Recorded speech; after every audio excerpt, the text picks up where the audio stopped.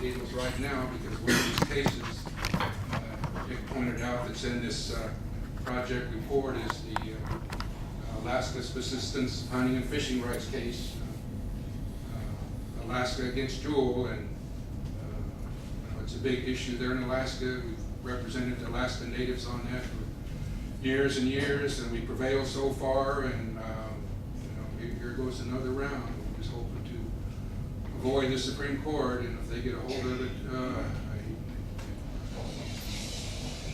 it, that completes my remarks. Dick, I'll be glad to answer any questions or talk about that. Thank you. Thank you, John. You can hear better back there now? Okay, good. Good. I apologize. The mic was right here. We just didn't get it turned on. Just a couple of comments before we get our next speaker, and I have just a one-panel slide on the trust area. But as John mentioned, Diane Humptuah from the Hopi lady, and she's been cleared. It's just the full Senate have to vote on her, and I assume that should happen. And she's got a very impressive background and a very good record.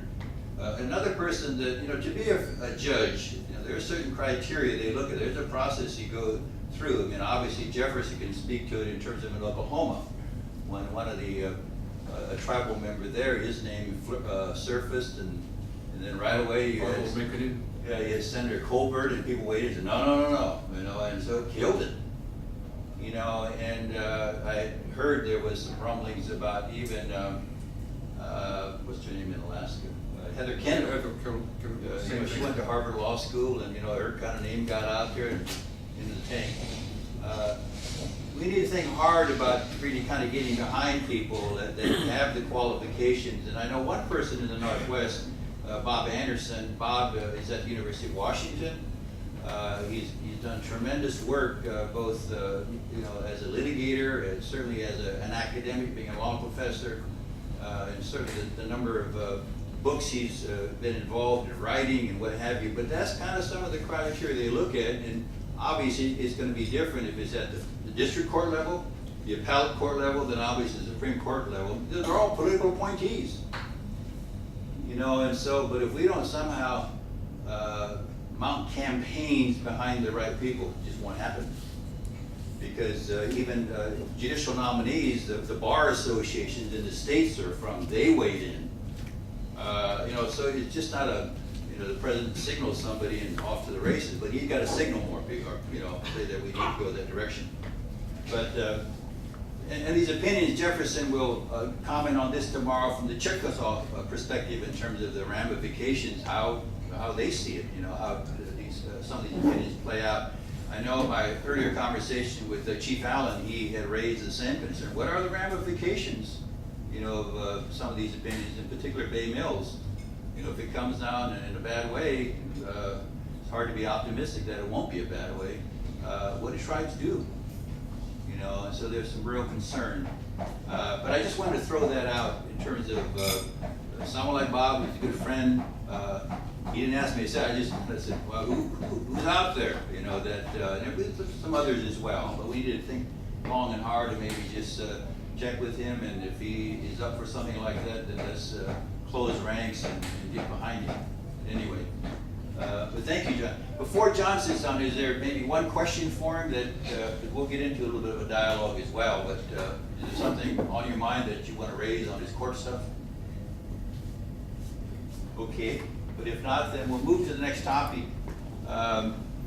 Again, the trust relationship is, it's the same, but it's different for every tribe in the sense of how big the tribe is. I mean, so if you got money is held in trust, if you're into the ag stuff, just a whole range of areas. So I certainly respect the differences, but I feel that because we're so diversified when it comes to this trust relationship, it's hard to, I think, really get people organized in a way that they can say enough's enough in terms of the feds not responding. We deal with political appointees, they come and go.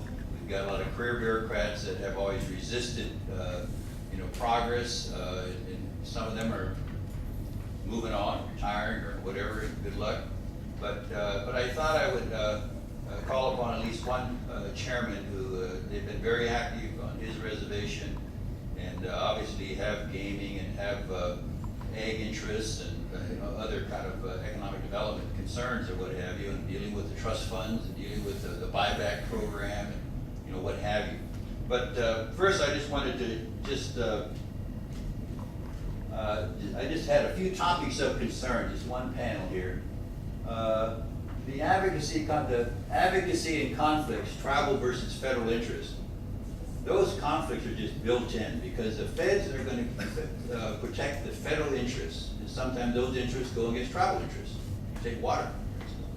And so sometimes you really question their commitment to really being the kind of advocate we need. Years ago, they floated the notion of trying to establish some kind of trust council authority by setting it separate from the feds, but still being in that area, but giving us some resources so we could speak about our own issues, but it never happened. Certainly the budget formulation and the federal spending levels, we know it's not looking good, but that's going to be with us for an indefinite period of time, having to fight that battle in terms of just money, the budgets. You've got the implementing the COBAL settlement, the buyback stuff, and every time I think about this, I think about the way they would tout it, $3.4 billion. Well, it's not $3.4 billion. You got the $1.9 billion for the buyback program, and the Bureau being able to control about 300 million, 290 or whatever, to perform the function. But aren't they already covered for that? And then you've got the $60 million scholarship fund, and you got the the money that has gone to the IMM account holders. You got the legal attorney fees of close to 100 million that's come out of that. And just recently, one of the credit card companies or entities, they got in some trouble. They had a settlement for about $2 or $3 billion. And so when I look at the COBAL settlement, I've been a recipient, I got my $1,000 check or whatever, but it's just so frustrating that we don't really kind of have the full grasp of it, and not every tribe has to deal with it because they don't have monies for these trust accounts or whatever. It's just a mess. But I was visiting with a couple of tribal leaders on it. I wish somebody would do a report just kind of analyzing what's really going on. I mean, the entity back in Ohio or Indiana, wherever they're at, that you have to go through them if you if you were not included, you had to petition, and the contractors, the banks and everybody else is dealing with that money. And then the fight over attorney fees, and NARF, they're entitled to something, but the other lawyers say they're not. So they've got to go to court, over those attorney fees. It's ridiculous. And the Secretarial Commission on Trust Administration Reform, that report's out and go on a shelf like all the other reports, and kind of mandated by the settlement. And I guess they met the deadline, but I don't know if people have had a chance to look at that, but it's another example of, well, what is it?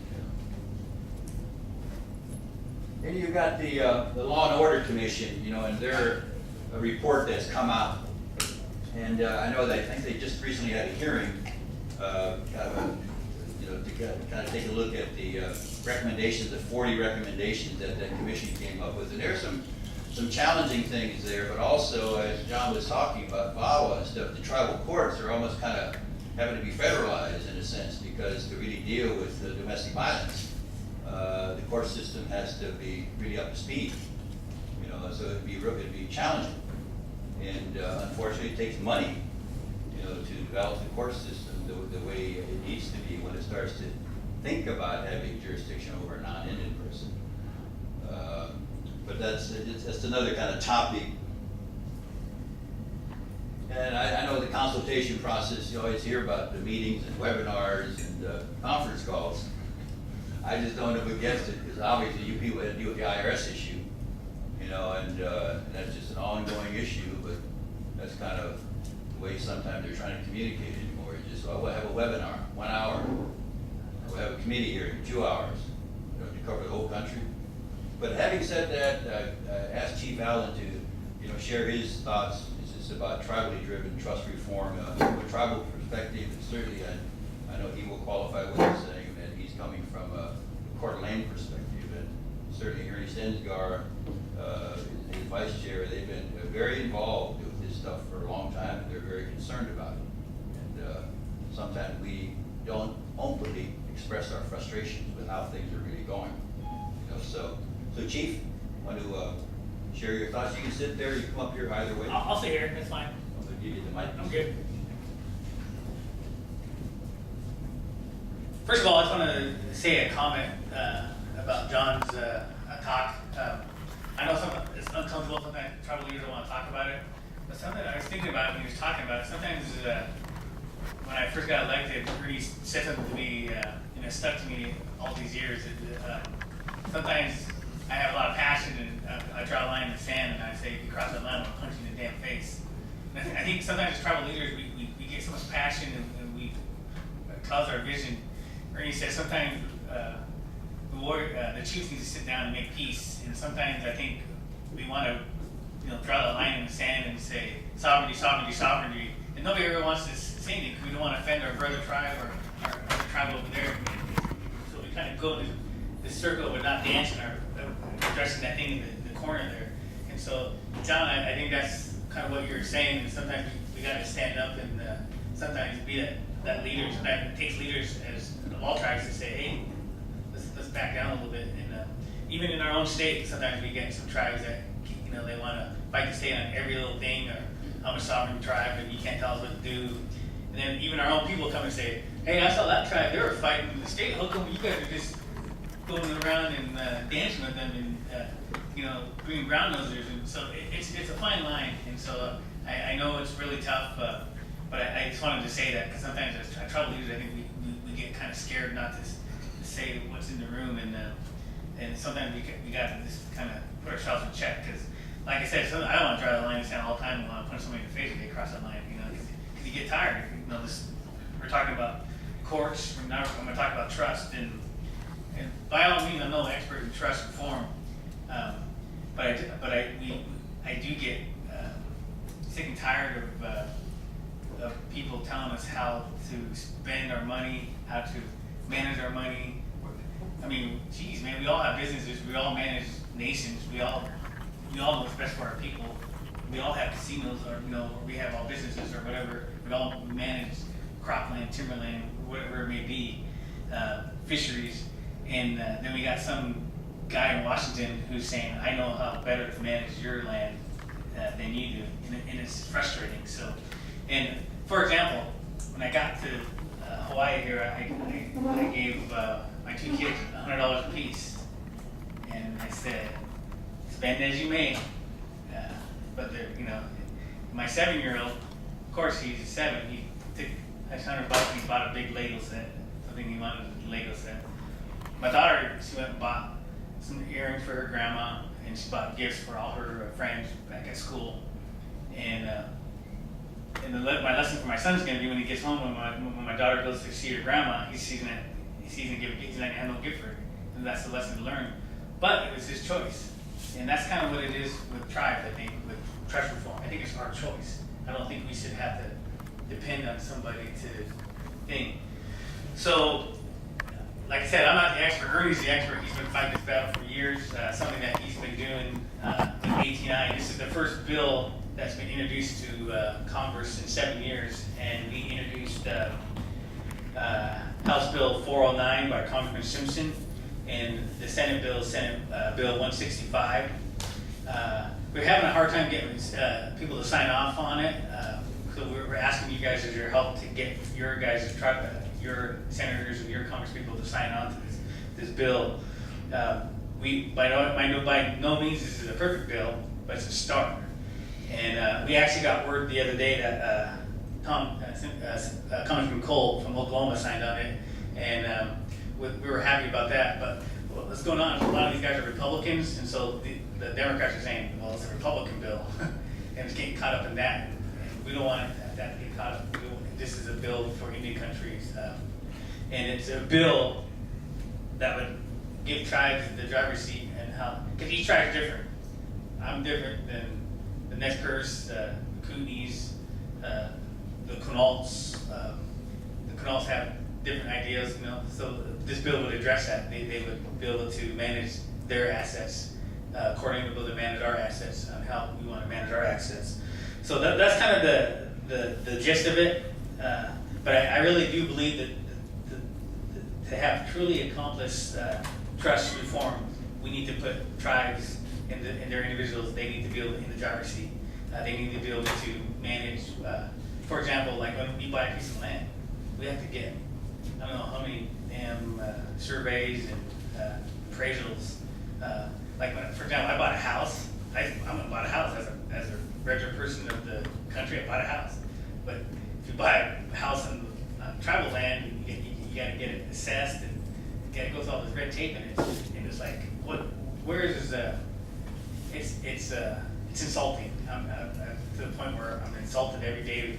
I hate going to DC, and I hate seeing these guys at the Bureau of Indian Affairs. You go in there, shake their hand, get 10 minutes with them, and say, they give you the yeah, and then you walk out, and then you're supposed to go home and feel good about that. I think that's a bunch of crap.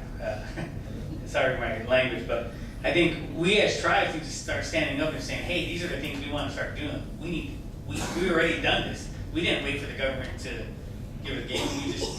We start doing gaming. We start doing our own gas stations. We manage like 6,000 acres of farmland that we manage.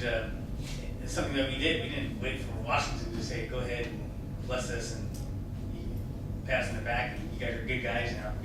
We got to start doing that as tribes. We need to start standing up. It goes to the same thing with Mr. Triddle. I want to thank you for putting on this meeting. I forgot to say thank you for that. And sometimes putting all this stuff is hard. All the behind the scenes, getting a room and getting lunches and getting all the stuff is a pain in the butt. But he's done a good job, and thank you for doing it in Hawaii. That's even a bonus. That's a bonus. But he talked a little bit about the Cobell trust settlement. Yeah, that's a great thing for any country. Don't get me wrong, it's huge. But to pit tribes against each other. 19 tribes were selected to split up the I don't know how many billions of dollars to buy back land. What about the rest of us? So we got to get in a MMA fight and fight to the death and see who's going to get the rest of the. We crossed that line.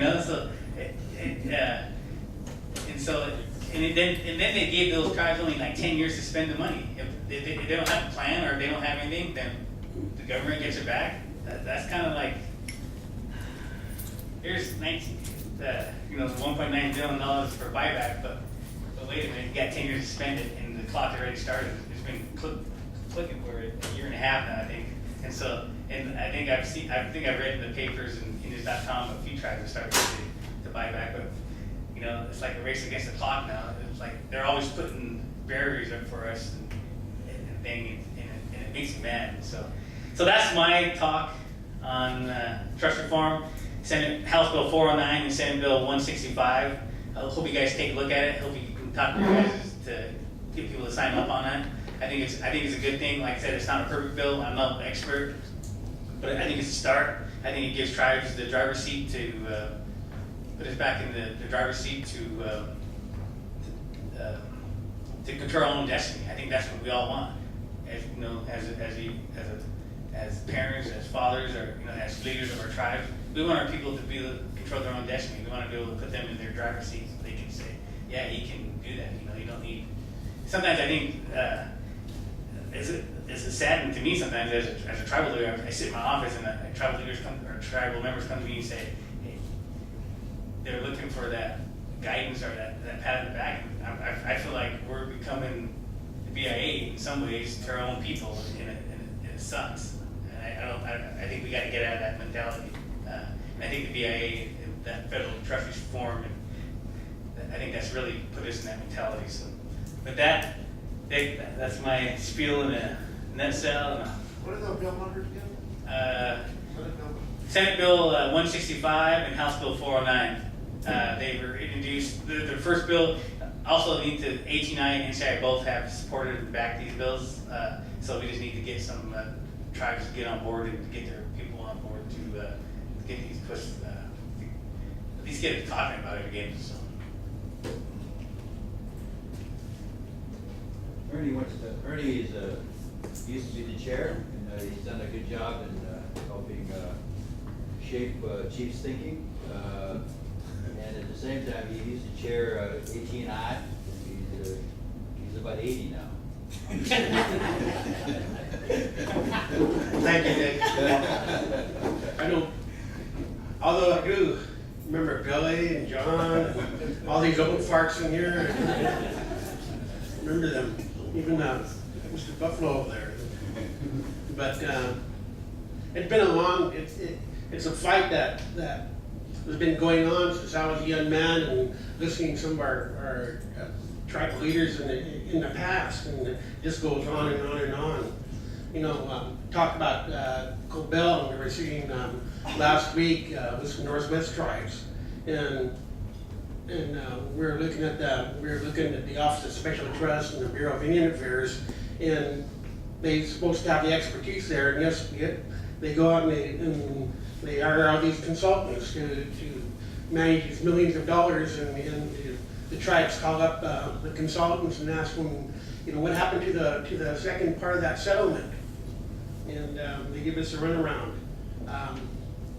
Somebody's not doing their job, and I think we know who's not doing it.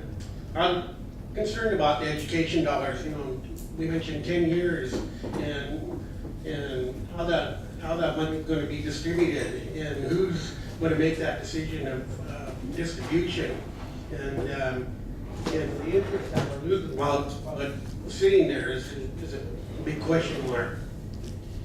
On our reservation, we make our hunting and fishing laws, and we have encroaching by the state of Idaho and by the counties trying to come in there and define the take of moose or the take of the elk or the deer, and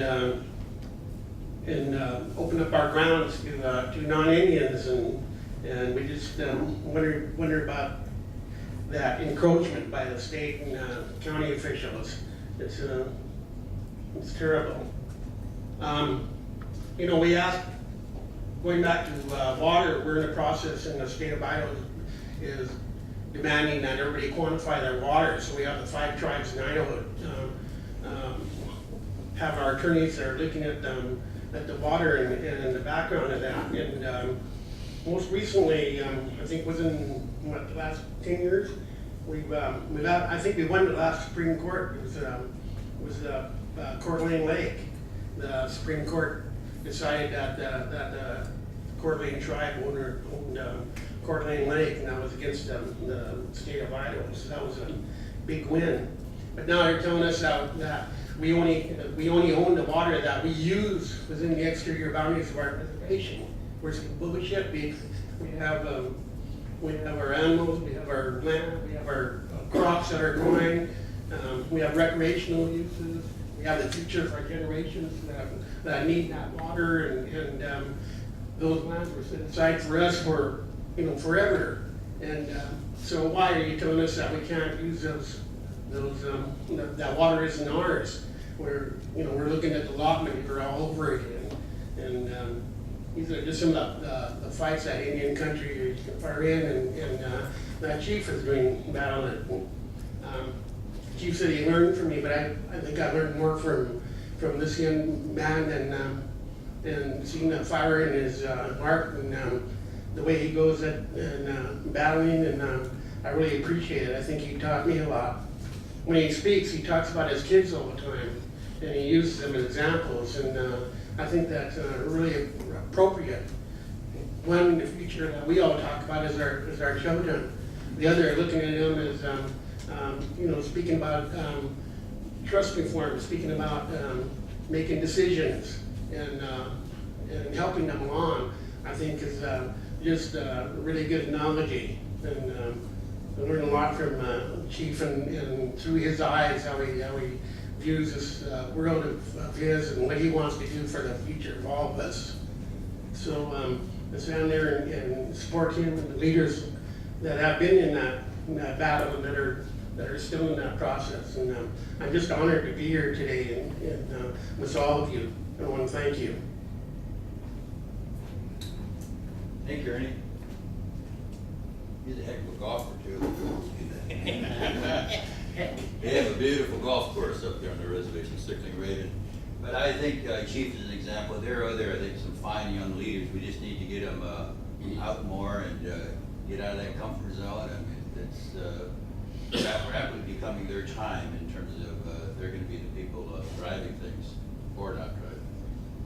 But during the course of these discussions, I mean, keep in mind, I know tomorrow when we try to focus in on specific challenges, the agenda is not reflective. I know there's a zillion things. I just try to pick out a few topics that I think that are universal for everybody here. I mean, certainly water, concerns about where we're at with tax, and you can speak from your own tribe's perspective. I'm not expecting someone or suggesting that you got to look at all of Indian country because it's very complex. But I wanted to just quickly go through some slides again for Patricia's comments about just what we're faced with in terms of trying to navigate a body that seems to be very dysfunctional, and I don't know where it's going to take us. But the Senate Indian Affairs Committee, obviously the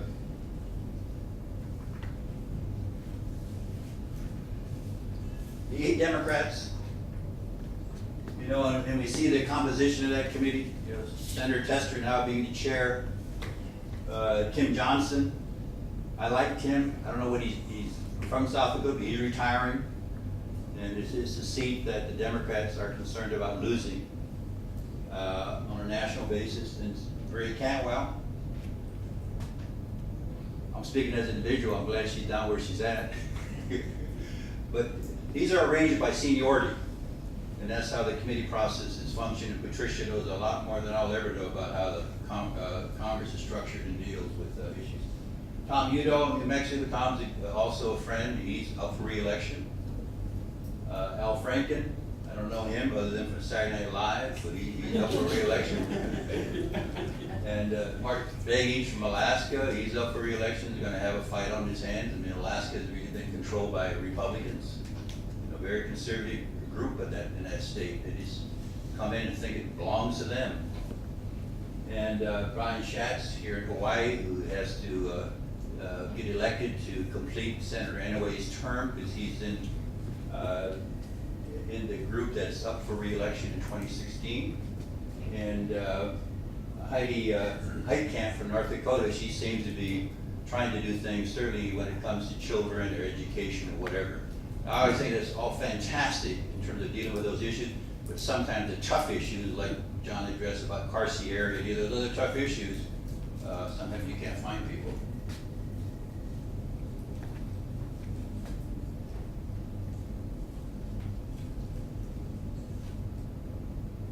The Republican, the 6 members on the committee, none of them are up for re-election.